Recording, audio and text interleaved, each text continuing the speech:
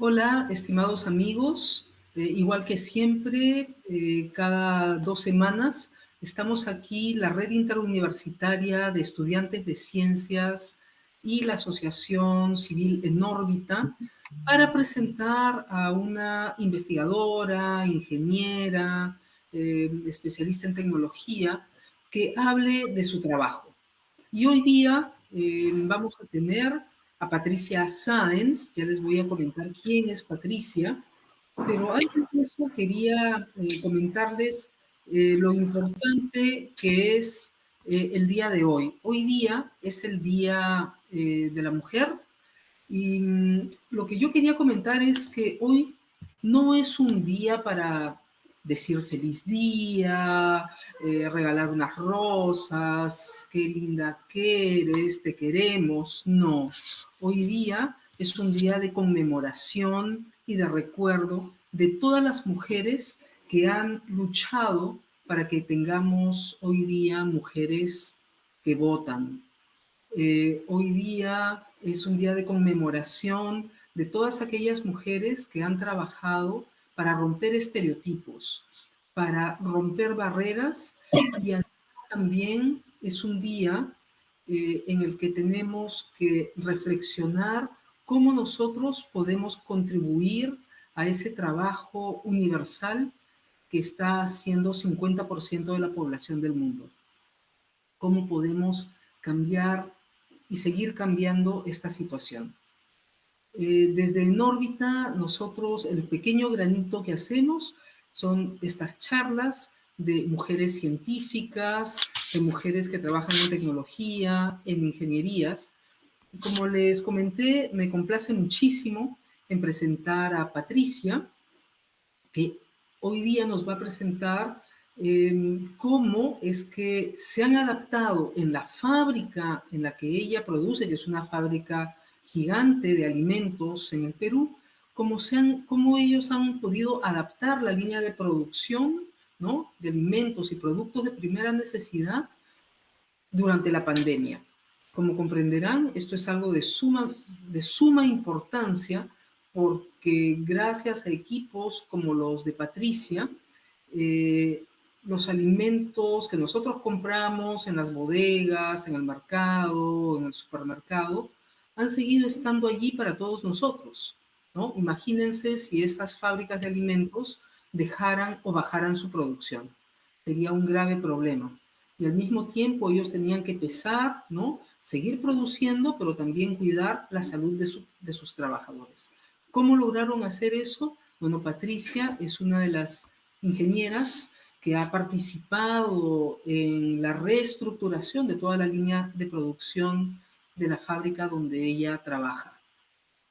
Patricia es bachiller en Ingeniería Química de una gran universidad peruana, la Universidad Nacional de Ingeniería, y justamente comentábamos antes lo difícil que debe ser trabajar, estudiar en la uni, donde creo que hay 40 muchachos hombres por cada chica en general. Ya Patricia nos contará su experiencia, aunque en ingeniería química me parece que hay más mujeres. Bueno, Patricia tiene mucha experiencia en los sectores de manufactura e hidrocarburos, y actualmente se desempeña como ingeniera de producción en Alicorp. Trabaja muy activamente en la sostenibilidad de los sistemas de gestión que se llaman Lean Manufacturing para los procesos productivos. Entonces, sin más preámbulo, te dejo, Patricia, con tu presentación, y muchísimas gracias. Buenos días, gracias Gisela, gracias a todos, buenos días. Es un gusto poder compartir un poco de mi experiencia con ustedes. En realidad sí, quise darle este enfoque distinto a la presentación. No quiero hablar hoy día del proceso productivo en sí, con el que trabajo en planta, sino, como dijo Gisela, de cómo nos hemos adaptado, de cómo se ha adaptado la línea de alimentos, de productos de primera necesidad en los tiempos de la COVID-19. Y bueno, como nosotros hemos visto por los medios de comunicación y de manera presencial, eh, pues hay grupos de primera línea que han estado desde el primer día de esta pandemia trabajando activamente y dando la cara, como son el sector salud, los policías, los militares, pero esto también hay otros sectores que no han parado y uno de ellos es justamente el sector de productos alimenticios y de primera necesidad. Para poder hablar un poco de esto, hay que englobar a toda la cadena, que no solo se trata de los que estamos en la fábrica. Esto viene de un primer gran grupo, que son las personas que trabajan desde el campo, produciendo estas materias primas, que luego algunas de ellas van a ser transformadas en productos terminados y de consumo masivo, que finalmente van a ser distribuidos hacia un canal tradicional, que son las bodegas y los mercados, y un canal de consumo masivo como los supermercados. Ellos vendrían a ser este tercer gran grupo. Y creo que todos tenemos que trabajar en sinergia, porque si algún eslabón de esta cadena se rompe, automáticamente el desbalance es global y se va a notar. Entonces, ¿qué pasó? ¿Qué pasó con nosotros? ¿Qué pasó? Vamos a hablar un poco de este grupo del centro, de las personas que estuvimos trabajando dentro de la fábrica. Una fábrica es un mini Perú. Entonces, todo lo que se vea reflejado a nivel de país se va a ver automáticamente reflejado a nivel de plano. Yo trabajo como ingeniera de producción en Alicor, y desde el primer día de estado de emergencia, desde este primer día, la primera medida que se hizo y que se realizó de manera inmediata fue el mapeo de los grupos de riesgo, por los factores que ya el Estado había dado, como bueno, el índice de masa, algunas enfermedades preexistentes, edad. En este primer mapeo, aproximadamente el 20% de las personas de la planta donde yo trabajo, que son un promedio de 70 operadores, entre varones y mujeres, el 20% tuvo que ir inmediatamente a casa. A las pocas semanas tuvimos el primer caso cero en planta.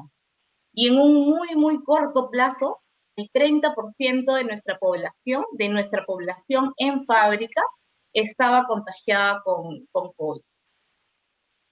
Entonces, había que hacer algo porque nosotros no podíamos parar. No era una opción el parar las líneas. Debíamos seguir abasteciendo en los mercados. Una de las acciones inmediatas que se tomaron fue, ok, se tiene que conseguir personal de alguna manera.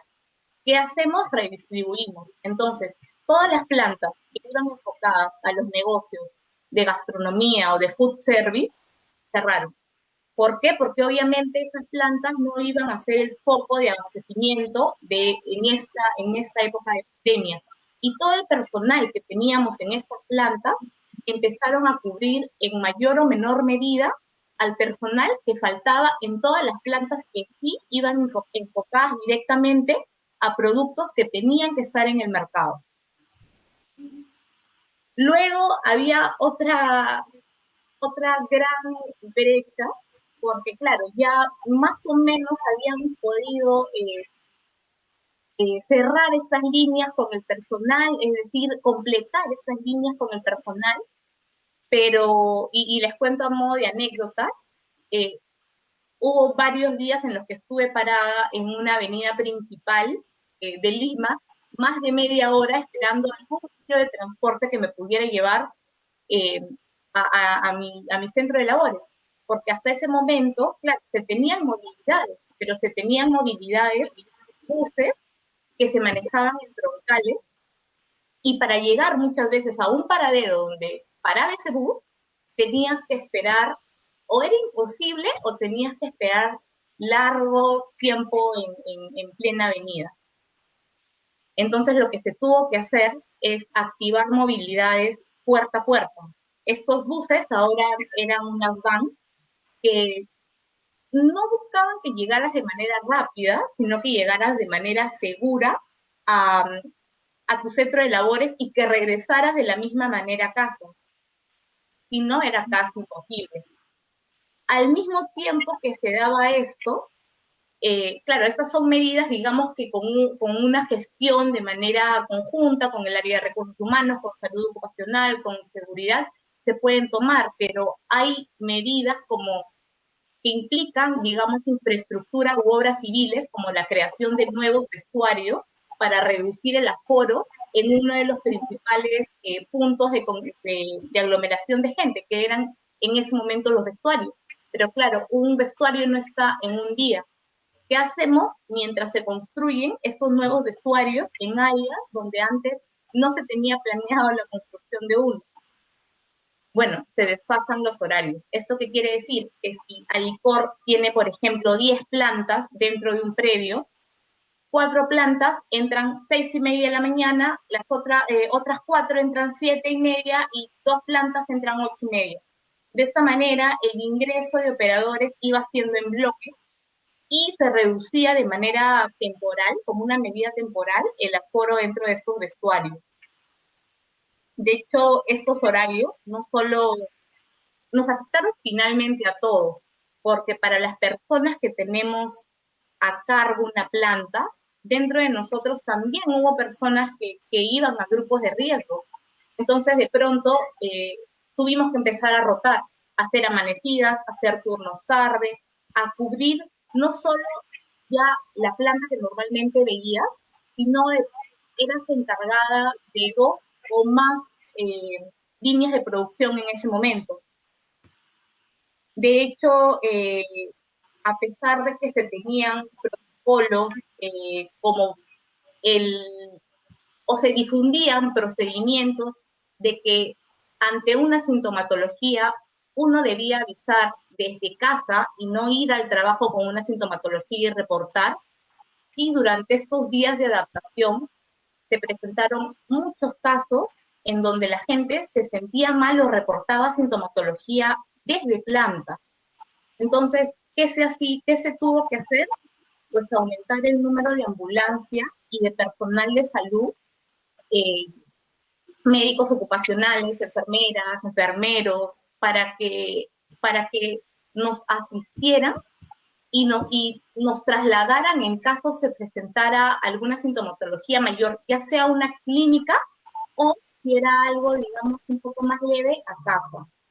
De hecho, en algún momento, como ingeniera de producción, mi principal labor fue ser el nexo de gestión entre la persona con síntomas reportados o que se había sentido mal en planta y una ambulancia. O sea, básicamente gestionábamos toda la asistencia y todo el traslado.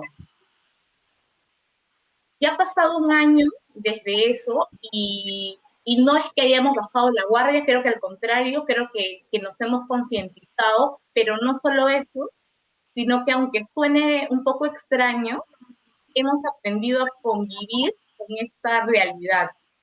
Y bueno, las fotos que muestro acá son un poco las fotos de cómo lucen ahora algunas áreas comunes, como son los vestuarios. Se han creado, como ya dije, nuevos vestuarios, ha habido una reducción de aforos en los que ya existían. Los comedores, que han tenido que ampliar el rango de horario para un almuerzo o una cena, según sea el turno en el que trabaje.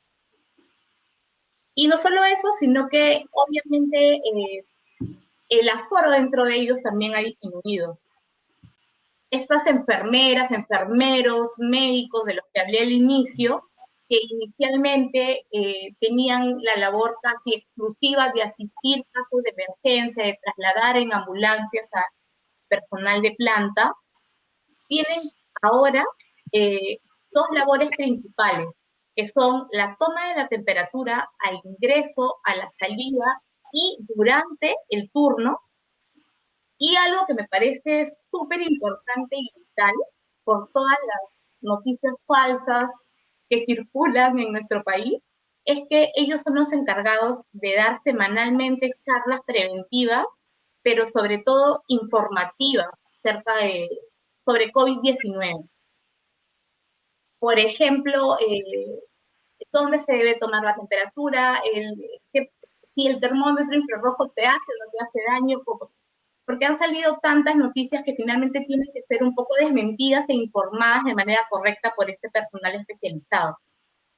Y otra labor de ellos, que de hecho, bueno, ya no es en sí de la parte de enfermería, sino de la parte psicológica, porque si bien esto es una enfermedad que, bueno, nos ataca físicamente, digamos, uno de los principales golpes que tenemos todos los que estamos viviendo esta pandemia es la parte psicológica, porque al estrés del día a día laboral se le tiene que sumar, se le suma el estrés que trae consigo todo esto, ¿no? Y bajo esto se realizan dos cosas que me parecen súper importantes. Un soporte psicológico en línea a cualquier persona que lo necesite, que lo solicite, y pausas activas dentro de la jornada que te hacen como despejar un poco de este día a día. Obviamente han habido puntos de desinfección y acá de estas fotos quiero resaltar la primera, que me parece súper importante, que claro, hay lavadores en los comedores, en los vestuarios, en los servicios higiénicos, pero no solo eso, sino que se han implementado lavamanos portátiles a lo largo de las rutas peatonales, de tal manera que, bueno, no se tenga excusa para no hacerse una correcta desinfección y lavado de manos. Es tan importante ahora. ¿Y cómo se maneja, por ejemplo, los casos, porque esta pandemia no ha acabado, cómo se manejan los casos que, que, que ahora tienen sintomatología o que han estado en contacto con una persona positiva? Se tiene toda una plataforma en línea donde nosotros, como supervisores, como ingenieros, somos encargados de ingresar a quien nos reporta alguna sintomatología. Se ingresan los datos básicos, hay un checklist básico de sintomatología, y esta información va directamente a la red de médicos que trabajan en línea con la empresa, y que el mismo día que tú reportas en la plataforma, inmediatamente te están llamando y son los encargados de hacer todo el monitoreo y de definir los días que esa persona tiene que estar en cuarentena, o sea, la fecha en la que se le va a tomar la prueba molecular que se les toma. Hay también toda una campaña visual que realmente lo que busca es, adicional a todos los esfuerzos que se realizan, generar un impacto mayor. Entonces tú encuentras carteles arriba de un lavamanos de cómo lavarte las manos, de cómo usar correctamente la mascarilla. Acá también quiero resaltar que se ha tenido que aumentar el personal de vigilancia, pero ahora existen, se llaman así de hecho, se llaman vigilantes sanitarios, que están a lo largo de las rutas peatonales, donde verifican el uso correcto de la mascarilla, el distanciamiento, todas esas medidas vitales. Y bueno, obviamente una planta no existiría si es que no se trabaja con indicadores. Y estos indicadores son básicamente de tres grupos: indicadores de seguridad, indicadores de calidad e indicadores de productividad. Diariamente tú tienes que hacer este monitoreo de indicadores porque es lo que te permite ajustar la producción inmediatamente. Entonces, todo lo que se ha podido digitalizar, por ejemplo, esta es la foto de un tablero que antes era tal cual en físico, pero ahora se lleva este tablero en línea y de manera virtual. Y a nivel operativo, se le dan estas charlas de 5 minutos, que son bastante conocidas, pero que además son auditables. Estas charlas no se pueden dejar de dar porque son muy enfocadas a la parte de seguridad. Y lo que se ha hecho es reducir el aforo de estos puntos de reunión en donde los chicos tienen sus charlas. Y es un poco como lucen ahora las fotos que están ahí al lado derecho. Y bueno, esto es más o menos a grandes rasgos lo que se ha vivido en una fábrica, cómo se sigue viviendo, porque como les digo, creo que estamos todavía muy metidos en esta pandemia. Pero hoy día, adicional a todo ello, es un día súper importante, como ya lo mencionó Gisela. Hoy es 8 de marzo, es Día de la Mujer. Creo que para todas nosotras en general es un día de muchos sentimientos encontrados, porque sí, se han dado pasos hemos avanzado, estamos avanzando paso a pasito, pero creo que nos queda esa sensación de que hay un camino enorme por recorrer. Y quería ponerlo dentro de esta charla de alguna manera y buscando un poco de información. De hecho, este es un pantallazo que tomé de un video de Nórbita, de la página de Nórbita, donde justamente menciona que la mayor brecha de género en las carreras STEM está en la parte de ingeniería y tecnología, donde las estadísticas dicen que por cada 4 hombres hay solo una mujer, y me vinieron a la cabeza 3 fotos con las que quiero terminar, y son, bueno, estas 2 primeras. La primera es la planta de detergentes y alicor, planta en la que trabajé hasta el 2019, antes de pasar a la línea de salsa, y de hecho se cumple perfectamente la proporción. Está ahí Daniel, que es el de camiseta blanca, que es el gerente, y somos 4 ingenieros de producción. Y un dato de esta planta es que más o menos tiene personas trabajando en producción. De estas 130 personas hay solo 2 mujeres, la controladora de producción y yo, que tenía cargo, que era ingeniera de producción y tenía cargo un grupo de operadores, todos varones, 40 aproximadamente. Y abajo está una foto de mi último laboratorio de operaciones unitarias en la UNI, donde claramente también, y creo que recién yo también me doy un poco cuenta de esto, se ve esta brecha que menciona, ¿no? La imagen anterior. Pero quiero terminar con una foto de lo que debería ser. Es esta foto. Esta es una foto de la planta, de la línea de mayonesa La Cena, donde actualmente trabajo. Es una planta, si no la única, que tiene una proporción de 50-50, 50% operadores varones, 50% operadoras mujeres, maquinistas, formuladoras. Y ella, por ejemplo, es Jessica, es una de nuestras operadoras de manufactura, es la encargada de el proceso de formulación, de mezclado, de homogenización de la línea de mayonesa y de operar, como se ve en la foto, todos los equipos que están involucrados en este proceso. Y no solo lo hace, sino que lo hace de una manera destacable como las demás chicas que trabajan allí. Entonces, quiero cerrar esto y con esta foto que a mí me parece bastante importante, por eso la tomé, diciendo que estas brechas no deberían existir, menos en el aspecto profesional, y que deberíamos ser totalmente libres de elegir el camino por el que queremos transitar. Y bueno, es básicamente todo. Gracias.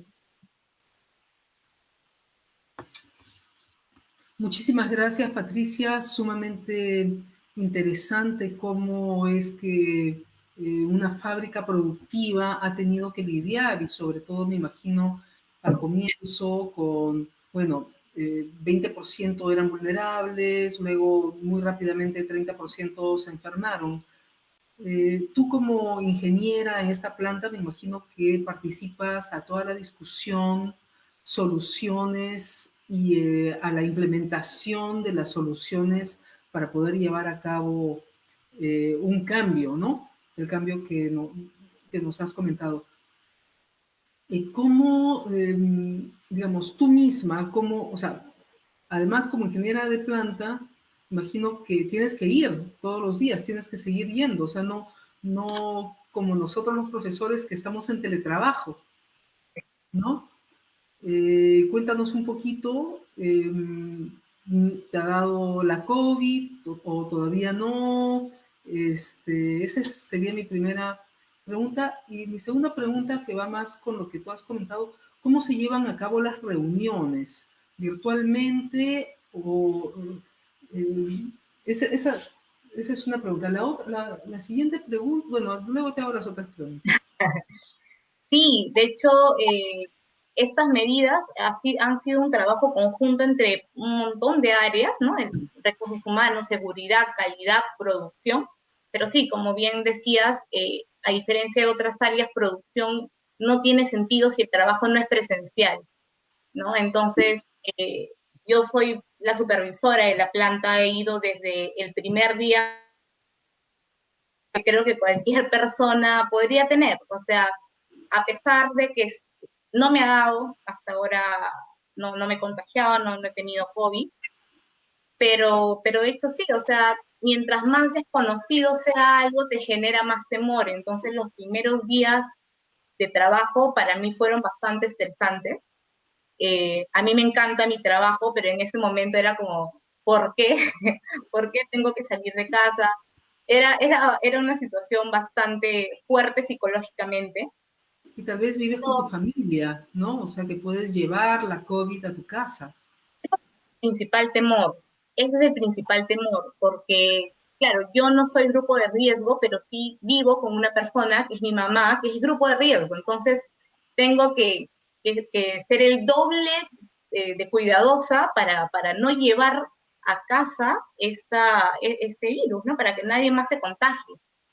Creo que ya a medida que ha ido pasando el tiempo, y bueno, si bien no se conoce todo sobre esto, pero te vas adaptando y vas ya tomando medidas y acostumbrándote un poco. Pero sí, ha sido bastante. Y Marce, no sé si tú tienes alguna pregunta para Patricia. Estás sin micro, Marce. Sorry. Sí, aquí tengo una pregunta. Patricia, ¿cuál es la labor en específico de un ingeniero químico en los procesos de producción? el ingeniero químico en realidad se prepara para ver desde el diseño de una planta de producción o de un proceso, de cualquier proceso que implique una transformación. Entonces, nos preparamos para diseñar, para supervisar y para mejorar cualquier proceso en el que exista alguna transformación química, física. Y como ingeniera de producción en una planta de alimentos, bueno, yo ahorita no veo diseño porque la planta ya está diseñada, yo entré a trabajar cuando, pero mi labor está básicamente en mejorar la productividad, mejorando ciertos indicadores que manejamos en planta, ¿no? Sí, y al respecto, eso es algo que me llamó la atención, ¿no? O sea, tienen indicadores de seguridad, indicadores de producción, y el otro no me acuerdo el nombre, pero Ya. quiere decir calidad, claro. Quiere decir que hay gente específicamente dedicada a ir tomando esos indicadores todo el tiempo, en permanencia. Sí, nosotros manejamos una serie de reportes, que bueno, ya el cálculo no es necesario que esté manual, pero que digamos, por ejemplo, algún indicador de productividad se llama OEE, que es como la eficiencia global del equipo, ¿no? La efectividad global de tus equipos. ¿Cómo se calcula eso? Empieza desde el operador. El operador que maneja una máquina, una envasadora, tiene un formato en el que apunta todas las paradas que va teniendo en el turno. Entonces, ¿qué pasa? Se calcula de tu tiempo que supuestamente tenías programado para producir, cuánto tiempo tuviste realmente de producción efectivo, exactamente, y eso se lleva a una base de datos en Excel y ya, bueno, hay cálculos que sí en Excel lo puedes sacar de manera muy rápida, pero sí, o sea, cada uno de nosotros participa en las bases de estos indicadores, ¿no? O sea, todas las personas que trabajan dedican un instante de su tiempo a anotar los indicadores de ellos mismos en estos diferentes aspectos y esto se va recopilando por gente especializada que recibe todo esto, lo procesa y luego hace unos charts, ¿no? Para la gerencia, para los jefes, etcétera, etcétera. Y la idea de esto es que se mejoren, ¿no? Lo que se tenga que mejorar, que vaya mejor. Así es, ¿no? Tanto la distribución, la manera de trabajar o la ergonomía, etcétera, etcétera, ¿no? Yes. La calidad. O sea, mucha gente dice que un país debería trabajar así. O sea, por ejemplo, que deberíamos tener gente midiendo en permanencia la seguridad, en permanencia la calidad de los servicios del Estado al ciudadano, por ejemplo, la calidad de la educación. De repente deberíamos comenzar por el de calidad de educación, ¿no? Y en verdad allí veríamos lo lejos que estamos todavía de alcanzar, no digo nivel óptimo, digo nivel mínimo. Sí, nivel básico. Sí. Entonces, vamos a pasar ahora a las preguntas que ha hecho el público, pero no sé si Marcela, ella misma, tendría una pregunta de ella hacia ti, de algo que le haya parecido interesante. Me ha parecido interesante que justamente en el campo de las mayonesas haya el 50-50, ¿no? Es curioso ese dato. Es curioso, me parece curioso. Sí, qué raro que se dé esa cifra. Yo creo que es porque dentro de las plantas que existen ahí en el predio, es una de las más nuevas, por decirlo así. Entonces, es una de las que se ha ido apostando por poner operadoras maquinistas, operadoras formuladoras, y en realidad los indicadores de la planta, de hecho es una de las plantas con mejores indicadores. Son mejores, claro, ya sabía yo.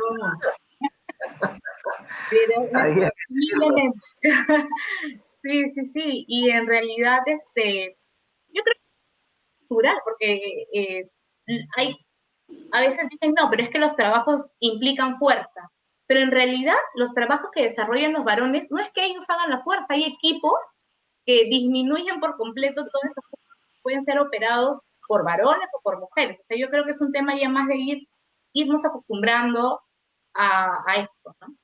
Apostar por esto. Bueno, acá tenemos algunas preguntas de las personas que nos están escuchando por Facebook. Y Juan Mesías te pregunta, ¿qué medidas tomaron en el caso de los contagiados con respecto a lo laboral, sueldos y seguro médico?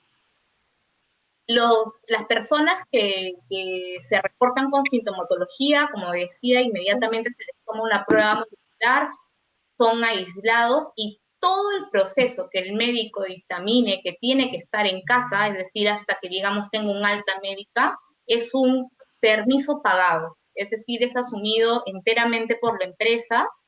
Y no solo eso, sino que han habido casos que pues no ha sido solamente pasar la enfermedad en casa, y la empresa se encarga de, bueno, todas estas dificultades que existen, pero de conseguir una cama una cama en UCI o en donde necesite el paciente el internamiento, y todo esto es asumido por la empresa, todo el tratamiento. Marce, ¿también puedes seguir leyendo las preguntas? Sí, por ejemplo, Renzo Navarro dice, ¿no?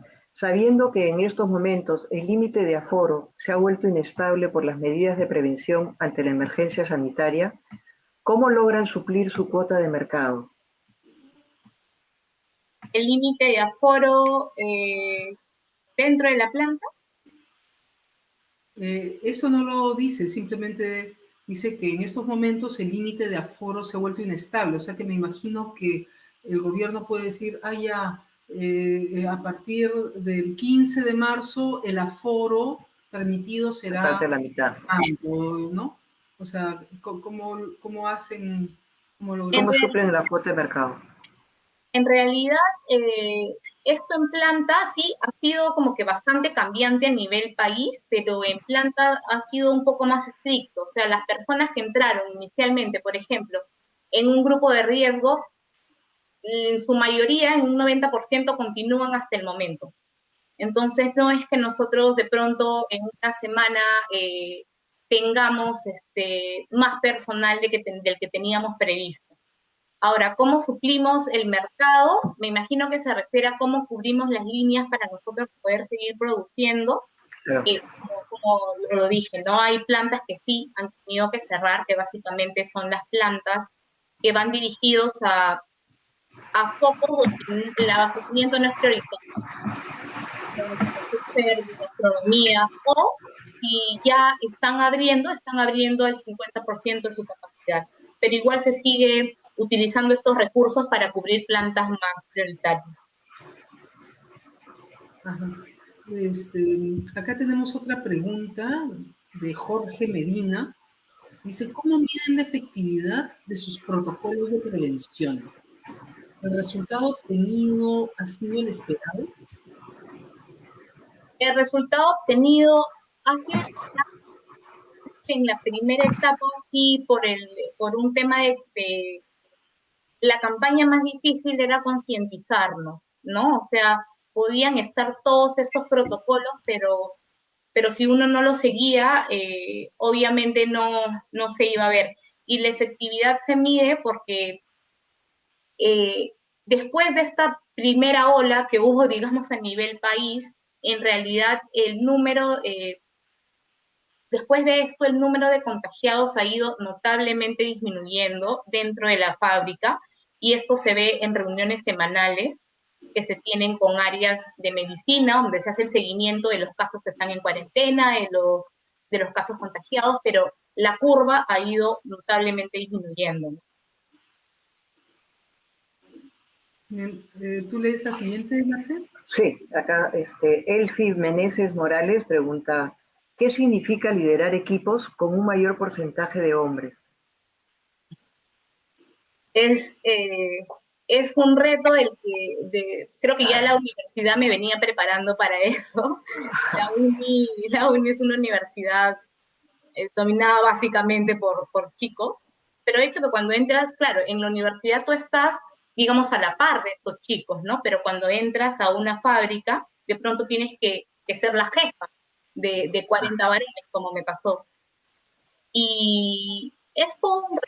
Yo creo que empiezas eh, probando un poco tus estilos de liderazgo, pero creo que he tenido la fortuna de encontrarme con un grupo humano bastante bueno y que no me ha hecho sentir esta diferencia, pero sí definitivamente hay barreras que tú tienes que poner desde el inicio, ¿no?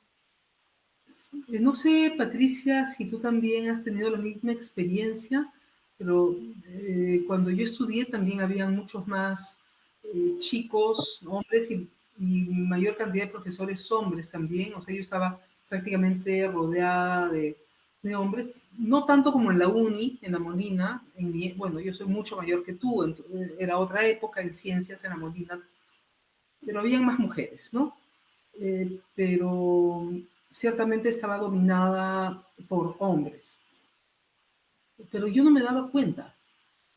O sea, me parecía el mundo normal, entonces yo no me daba cuenta si yo le hablaba a un hombre o una mujer.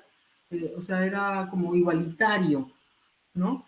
Y tal vez por eso es que hemos adquirido formas diferentes de relacionarnos, ¿no?